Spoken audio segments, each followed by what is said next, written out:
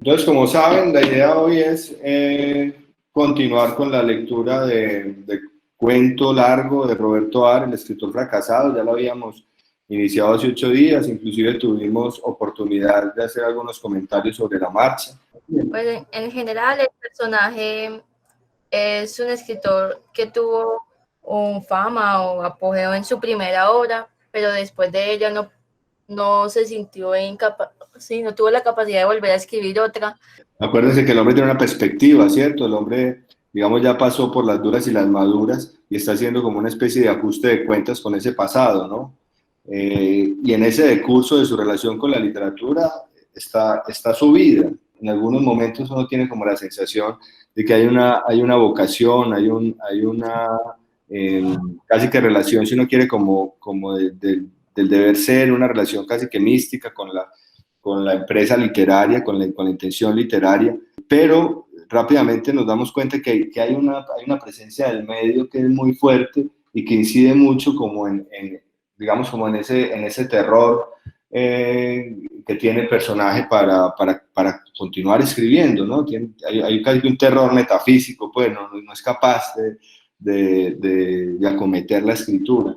Es lo que debería cobijar precisamente la creación literaria, ¿no? Un poco un salto al vacío, si me permiten decirlo así, un poquito glorioso, pero ya aquí hay como el temor del fracaso, ¿no? Y en ese sentido creo que el título, que es muy explícito, es un título pues bastante directo, pero el título de Roberto Ar me sigue pareciendo muy diciente. No sé qué más tengan para decir. No, que hay un comentario que parece velar cuál es la actitud del personaje ante la literatura, que es cuando le responde a un amigo que la vida no es literatura, hay que vivir, después escribir, que parece estar en sintonía pues como con cierto pensamiento, cierta concepción que se tenía en la literatura norteamericana, por ejemplo, de priorizar la experiencia por encima del acto creador, y que está en completo, que está en dirección contraria a una concepción de la literatura como la de, por ejemplo, Borges, que es experimentar la vida mediante los libros, mediante lo escrito. Eso me parece curioso y puede animar también esa distinción entre Art y Borges. También enmarcado en lo que nos propone el relato es como si fuera una especie de justificación de por qué él no está escribiendo. Claro, es la que le viene como anillo al dedo, ¿cierto? Exacto, es como encontró la frase, no sé, como la llave para sacarse a todos los amigos intensos que están como, hey, ¿cuándo vamos a ver tu próxima obra? Hey, ¿con qué nos vas a descrestar?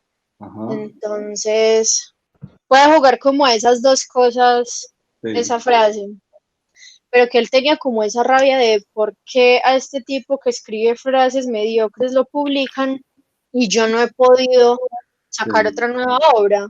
Entonces tiene también como ese cuestionamiento de qué obra es merecedora. Sí, como esa especie de frontera que en él empieza a hacerse muy lábil, empieza a hacerse muy porosa entre literatura y periodismo, ¿sí? Ese un poco ir como a la casa de la experiencia, a la casa de la vida, para luego escribirla. Y muy bien dice Santiago, piense por ejemplo en un Hemingway, la idea de que para escribir sobre el león un poco hay que cazarlo, ¿no? Piensen en Muerte en la tarde, o piensen en las novelas de Hemingway sobre la guerra, que hay y eso tiene que ver mucho no solo con él, sino con toda esa tradición de los escritores norteamericanos. Y yo creo que Ar podría muy bien, digamos, como ajustarse a ese prototipo o a esa figura de escritor.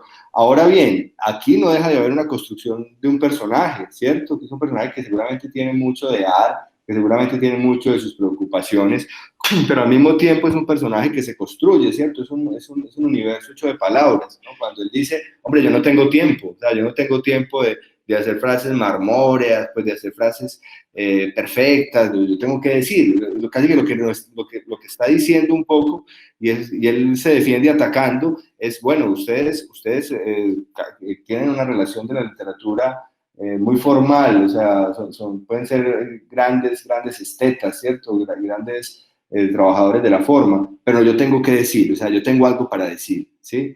Si encontró en las clases medias, en las clases populares, que fueron las que prácticamente lo hicieron famoso, ¿no? Sus lectores de los aguafuertes, sus lectores de los periódicos.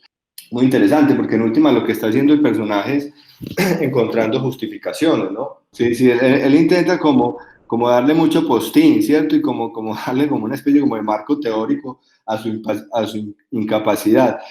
¿Quién más que yo está autorizado a escribir esas líneas repletas de angustiosa verdad? No había creado una obra, no era célebre todavía para los que aún creían en mí. El final del nuevo libro palpitaba en mi mente.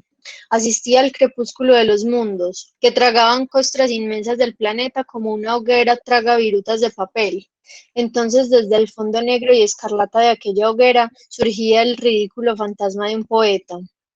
El universo se estaba derritiendo en la nada. Una saliva amarga me llenaba la boca de palabras acres. Era necesario escribir ese libro de desolación frente a la eternidad, que cada corazón florecido en mirtos y con cantos de pájaros de sus orquídeas se enfriara en el paisaje de mis palabras atroces. Y entonces yo quedaría únicamente yo. Me parece muy importante ese párrafo que acabas de leer. Casi que la literatura sería una posibilidad de, como de quedar en carne viva, ¿no? De exponerse, de mostrarse, de hablar desde sí.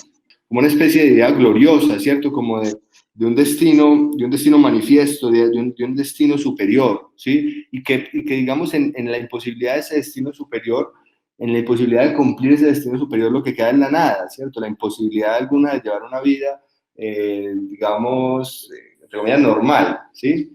Pero es una literatura que se hace peleando a la contra, ¿cierto? Que se hace, digamos, al margen y de ahí proviene su fuerza. Mas, ¿hasta qué punto es posible engañarse a sí mismo?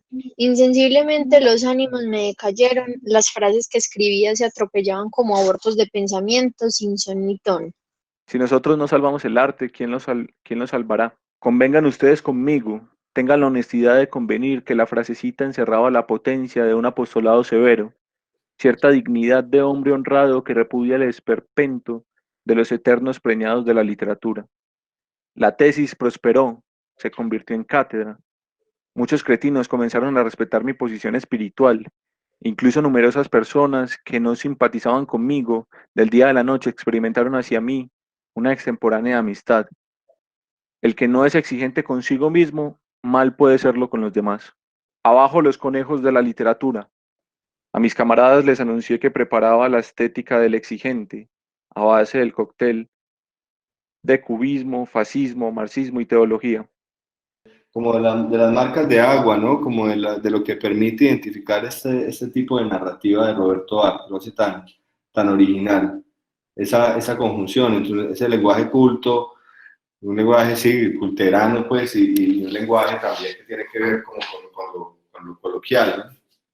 El hombre termina por cansarse hasta de escupir a la cara a sus prójimos, pero no es posible ser generoso eternamente. Ellos me festejaban como yo había aplaudido en otros tiempos a ciertos inútiles que no ofrecían ningún margen de rivalidad posible. Cuando a la noche entré a mi cuarto, se me encogió el corazón. Hacía mucho tiempo que estaba triste. No pude contenerme y lloré mi pena. ¿Por qué no podía escribir? ¿Cómo se había desarticulado el mecanismo de mi voluntad, de mi genio? Momentos hubo en que anhelé que todos los escritores de la tierra tuvieran una sola cabeza. Qué magnífico entonces destrozar esa única cabeza a martillazos, abrir una fosa en cualquier desierto, sepultar bien profundamente el amasijo humano y exclamar en voz en cuello: la literatura no existe, la maté para siempre. El genio, la belleza, el arte constituyen para mí un disfraz destinado a encubrir las reducidas dimensiones de mi inteligencia, que a su vez se apoya sobre la estructura de una vanidad inconmensurable.